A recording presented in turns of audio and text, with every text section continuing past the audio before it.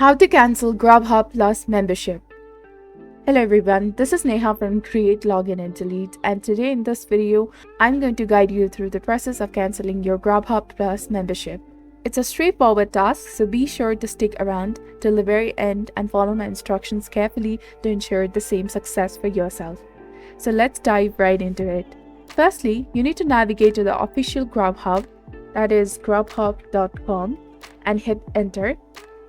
Once logged in, you'll land on the homepage where you can view the available restaurants. If you're using the mobile app, simply log in and you'll see a similar layout with all the options at the bottom of the screen. Now, assuming you have a membership and wish to cancel it to avoid further charges, here's what you need to do. Firstly, locate to your profile icon in the upper right corner and click on it.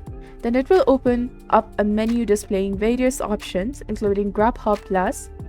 Click on that option over here and you'll be taken to a page where you can manage your Grubhub Plus membership easily.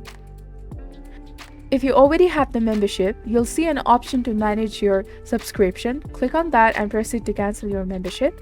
And once confirmed, your membership will be cancelled and you'll no longer have to access it. That's pretty much it.